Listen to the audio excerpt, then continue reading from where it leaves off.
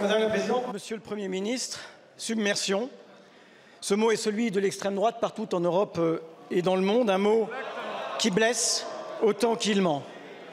Choisissez-vous vos mots par hasard ou les avez-vous sciemment empruntés à l'extrême droite dont vous prétendez ne plus jamais vouloir dépendre? Et que dire de ceux de votre ministre de l'Intérieur ou de votre ministre de la Justice? Et d'abord, de qui parlez-vous? De ces jeunes migrants devenus majeurs, privés de papiers alors qu'ils sont en apprentissage? De cette jeune Lyrie à Rouen?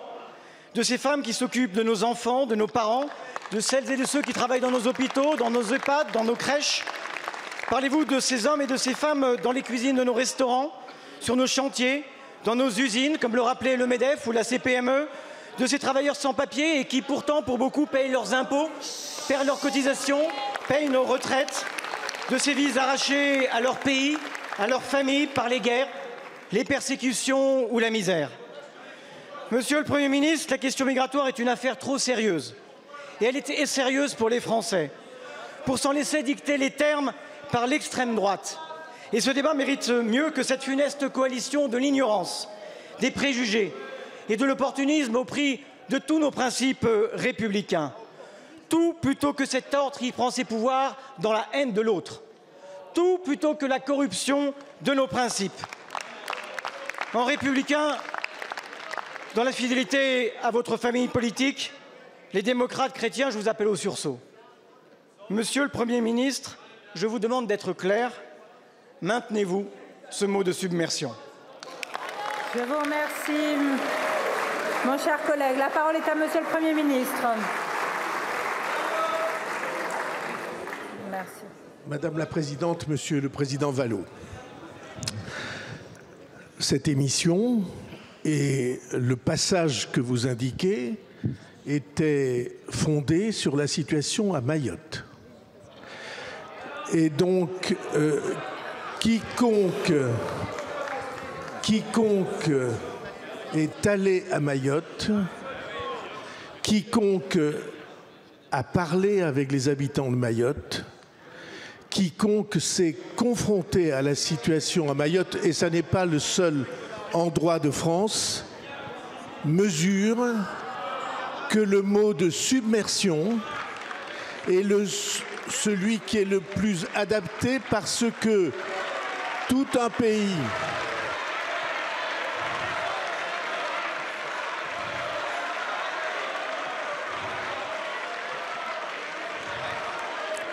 toute une communauté de départements français est confrontée à des vagues d'immigration illégale telles qu'elles atteignent 25% de la population. Et c'est un désespoir, Qui peut dire que ce n'est pas vrai? Qui, parmi nous, ne peut dire que ce n'est pas vrai? Et donc, ce ne sont pas les mots, Monsieur le Président Vallot, qui sont choquants, c'est les réalités. Et ces réalités-là,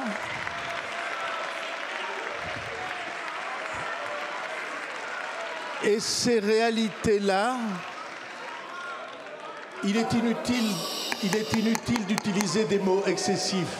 Allez, s'il vous Cette plaît. réalité-là, c'est celle que ressentent nos compatriotes et notre responsabilité à nous, c'est de changer les choses. Je suis d'accord avec vous sur le fait que c'est la misère qui est la cause de l'immigration. C'est la guerre parfois, c'est le changement climatique qui est la cause de l'immigration. Mais l'immigration n'est pas la cause des problèmes de la France. Ce sont les problèmes de la France qui sont la cause de ce que l'immigration est désormais une impasse. Parce qu'il n'y a pas d'intégration comme nous le voulons, par le travail, par la langue et par les principes. Notre responsabilité à nous, notre responsabilité partagée, quels que soient les bancs, c'est de changer la situation du pays et de sortir d'une situation qui nous conduit à des vagues de xénophobie qui sont pour nous, républicains, insupportables. Merci, Monsieur le Premier ministre. Monsieur le Président. Je ne peux être, moi, que consterné, submergé par la consternation de votre réponse. Et écoutez cette phrase de Rousseau, la domination même est servile quand elle tient à l'opinion, car tu dépends des préjugés de ceux que tu gouvernes par les préjugés. Si vous gouvernez avec les préjugés de l'extrême droite, nous finirons gouvernés par l'extrême droite et vous en aurez été le complice. Merci beaucoup. Monsieur le Premier ministre. Monsieur le Président Vallot, les préjugés sont nourris par le réel. Et ceux qui... Inutile. Et ceux qui ici considèrent qu'on doit faire de ces sujets des sujets d'affrontement, à mon avis, trahissent notre mission. Je n'ai aucune connivence avec personne, ni avec ceux qui exagèrent les réalités, ni avec ceux qui nient les réalités. Nous sommes engagés au service des Français pour résoudre les problèmes qui se posent, non pas pour les nier, non pas pour les exagérer, mais pour leur apporter des réponses. C'est notre responsabilité de républicain. Merci, Madame la Présidente. Ma question s'adresse à Madame la Ministre de l'Éducation nationale, de l'Enseignement supérieur et de la Recherche. Madame la Ministre, l'éducation est l'arme la plus puissante que vous puissiez utiliser pour changer le monde, écrivait Nelson Mandela. Mais au gouvernement, cette position n'est pas partagée, vous qui préférez hypothéquer l'avenir de notre nation. La semaine dernière, au Sénat, vous avez déposé un amendement de coupe budgétaire de 630 millions d'euros sur les crédits de l'enseignement supérieur. Il ne s'agit plus de cessation de paiement, vous visez désormais la banqueroute. La France, dans son ambition de former les générations futures, a toujours placé l'université au cœur de son modèle social et républicain. Pourtant, nos établissements, censés être des piliers de notre savoir et de notre compétitivité, font désormais face à une situation budgétaire critique qui menace les missions de formation, de recherche et d'innovation. C'est pourquoi nous souhaitons aujourd'hui dénoncer la baisse constante des budgets qui leur sont alloués. Car nos universités encaissent absorption des surcoûts de mesures sociales imposées sans compensation, hausse des prix de l'énergie ou encore alourdissement des cotisations du compte affectation spéciale pension, pour ne citer que ces exemples. Les conséquences de ce manque de moyens sont désastreuses. Baisse des capacités d'accueil, réduction de l'offre de formation, fermeture de sites universitaires, dégradation de services proposés aux étudiants. Madame la Ministre, universités fragilisées, jeunesse oubliée, recherche en péril. Avez-vous entendu les présidents de nos universités? Il serait bienvenu d'au moins reconnaître la difficile situation budgétaire de ces dernières et les efforts qu'elles font pour tenter de maintenir des conditions d'études acceptables. Alors que le taux de réussite de nos étudiants est en baisse, que le nombre de doctorants ne cesse de diminuer, chaque jour, la politique de votre gouvernement affaiblit notre système d'enseignement et de recherche. Alors, Madame la Ministre, allez-vous continuer à sacrifier ainsi l'avenir de nos universités et de notre jeunesse? Merci beaucoup. La parole est à Monsieur Philippe Baptiste, ministre en charge de l'enseignement supérieur et de la recherche. Merci Madame la Présidente, merci Monsieur le député.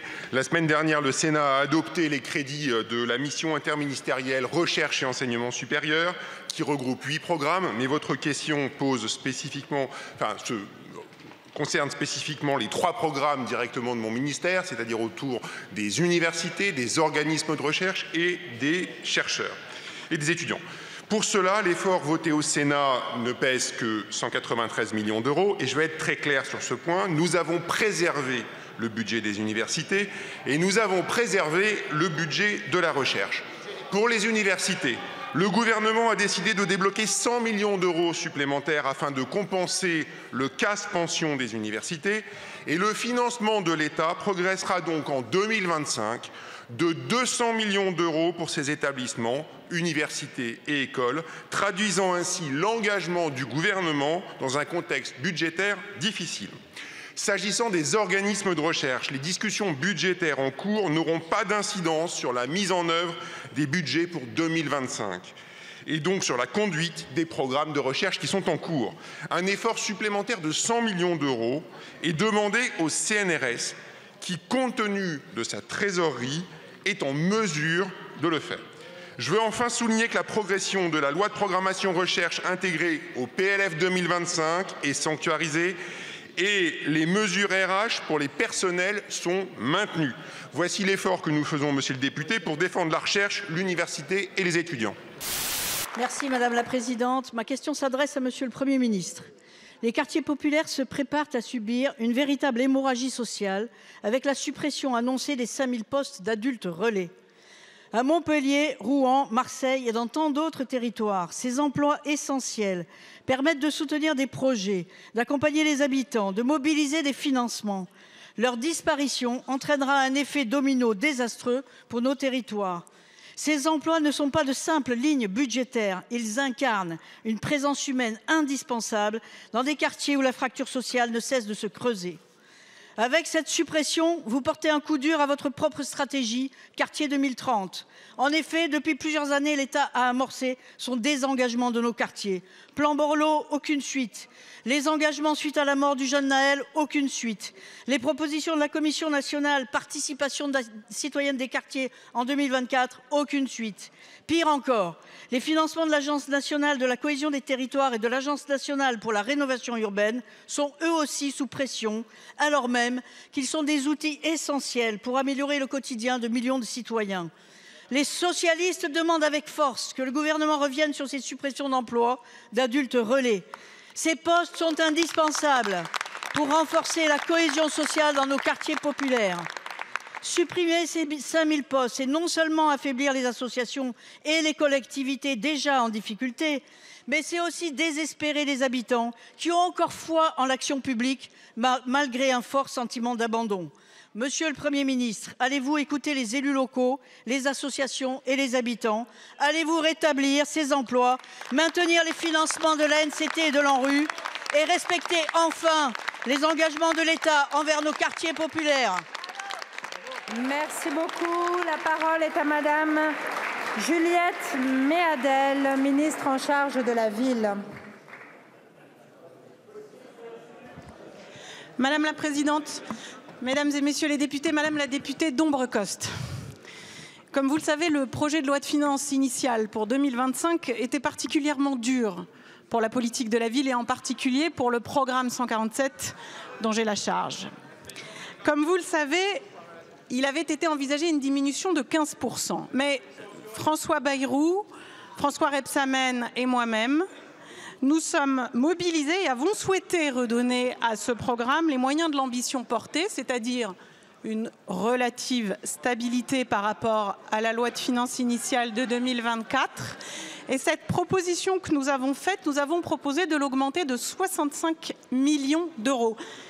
Alors l'examen en première lecture au Sénat a permis d'ajouter 60 millions d'euros aux 549 millions d'euros initialement prévus, dont 50 millions d'euros de plus pour le NPNRU et dont 5 millions pour les cités éducatives, ainsi que 5 millions pour sécuriser le dispositif des adultes relais dans son format actuel. Soit en tout 60 millions d'euros de plus. Bien sûr, j'ai confiance en vous, Mesdames et Messieurs les députés, dans votre grande sagesse. Vous allez siéger demain en CMP et donc j'ai confiance pour que vous confirmiez cette augmentation, d'une part, mais surtout que vous nous accordiez les 5 millions d'euros supplémentaires dont nous avons besoin, notamment pour permettre le déploiement des contrats de ville outre-mer et en particulier à Mayotte. Concernant très directement les adultes relais, je sais votre grande préoccupation et je peux vous dire que si la loi de finances est adoptée en ces termes, je confirme que les adultes relais continueront à œuvrer dans les mêmes conditions qu'en début d'année 2024. Mesdames et Messieurs, comme vous le voyez, le gouvernement est très engagé et très investi. La nomination d'un ministre de la Ville n'en est que l'éclatante démonstration. Monsieur le Président, mes chers collègues, Monsieur le Ministre, je ne peux rester silencieux après les propos tenus par le Premier ministre lundi soir et réaffirmés hier devant l'Assemblée nationale en réponse à Boris Vallaud. Des propos applaudis copieusement par les députés du Rassemblement national, le regard gourmand et le sourire aux lèvres. Je ne peux me résoudre à ce qu'un Premier ministre, qui doit tout au front républicain, se laisse submerger par le vocabulaire de l'extrême droite. Les étrangers représentent 1 habitant sur 10 dans notre pays. Ne vous laissez pas submerger par les fantasmes et les contre-vérités. Non, la France n'est pas submergée par l'immigration. Le rôle d'un Premier ministre, ce n'est pas d'attiser les peurs, c'est de dire la vérité aux Français. Cette question doit être abordée dans un climat apaisé, sans tomber ni dans l'angélisme ni dans l'amalgame. Ce n'est pas un tabou. Socialistes, nous regardons la réalité en face. Oui, l'immigration doit être inclusive et raisonnée. Oui, il manque aujourd'hui de véritables politiques d'intégration. Il faut traiter cela sérieusement, pas en stigmatisant celles et ceux qui ont fait le choix, souvent contraints de s'installer sur notre sol, d'y fonder leur famille et d'y construire une nouvelle vie. Celles et ceux sans qui les hôpitaux, où nous nous faisons soigner, les aides à domicile qui prennent soin de nos parents, les supermarchés où nous faisons nos courses, sans eux, rien de tout cela ne pourrait fonctionner. Comme un Français sur 5 d'origine étrangère, le fils d'immigrés juifs polonais que je suis a été meurtri par ses propos, comme la majorité des Français.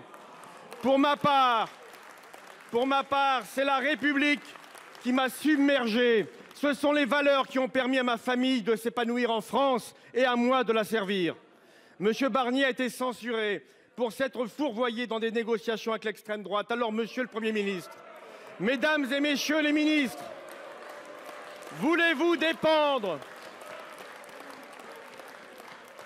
Monsieur le Premier ministre, Mesdames et Messieurs les ministres, voulez-vous dépendre aussi du Rassemblement national? Parce que nous ne voulons pas que notre pays vive sous tutelle de l'extrême droite et parce que nous sommes responsables, nous avons accepté de discuter avec vous. Nous attendons du Premier ministre qu'il soit clair sur l'aide médicale et qu'il abandonne toute référence à la submersion migratoire.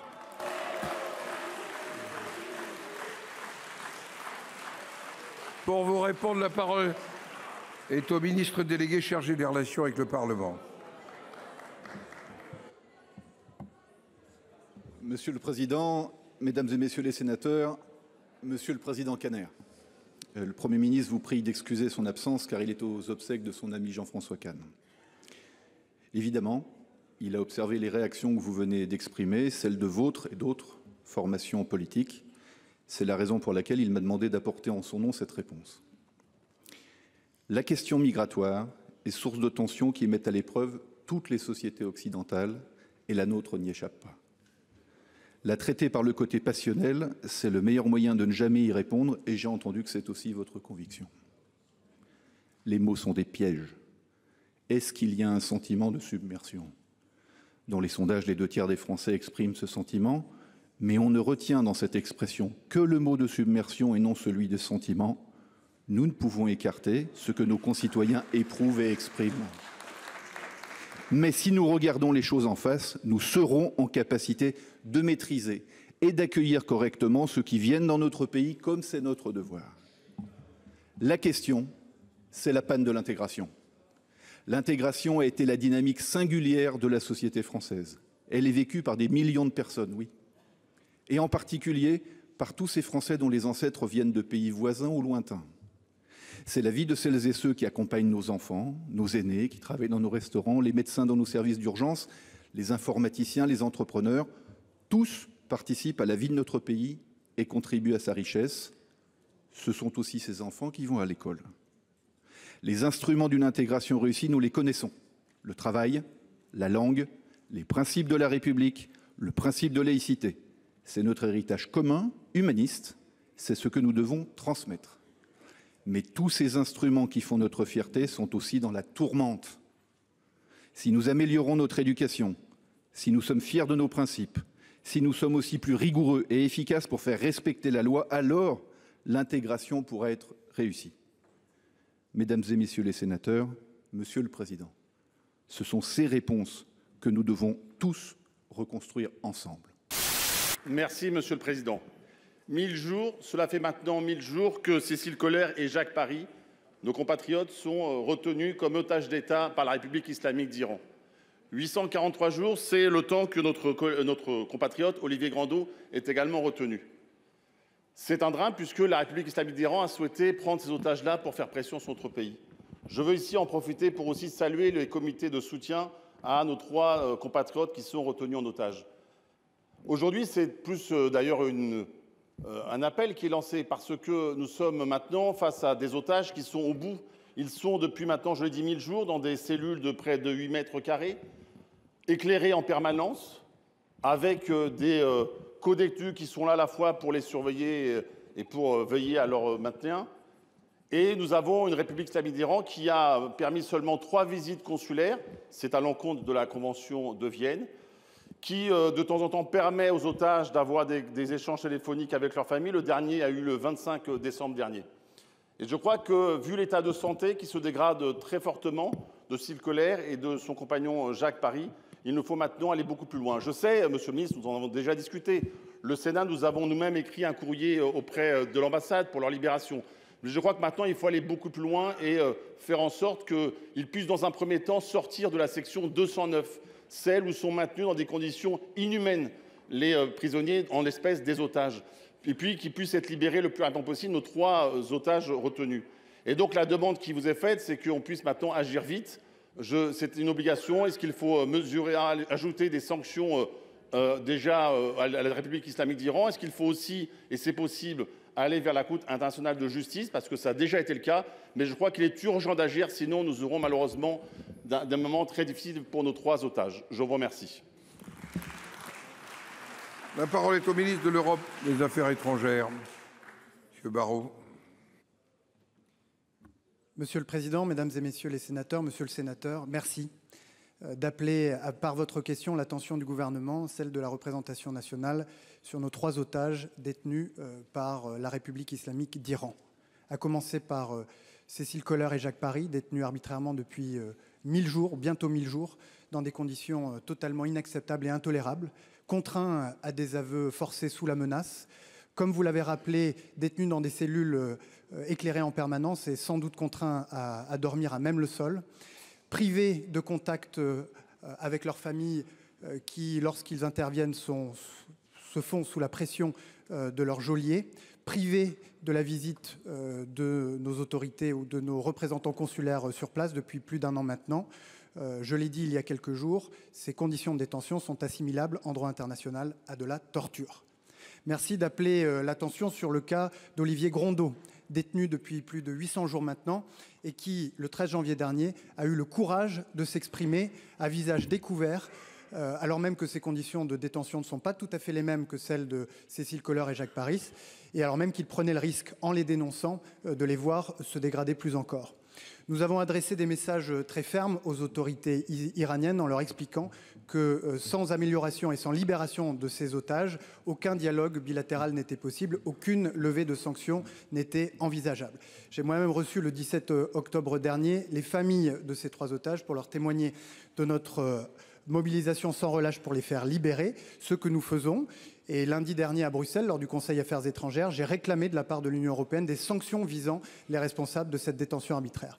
Mais notre mobilisation collective ne devra pas s'arrêter à la libération de ces 3 otages. Il faudra également les accompagner pour la suite, puisque ceux qui ont déjà été libérés après des périodes de détention en République islamique d'Iran peinent encore à se reconstruire après ces épisodes ravageurs. Merci. Merci, Monsieur le Président. Mes chers collègues, ma question s'adresse à la ministre de l'Éducation nationale.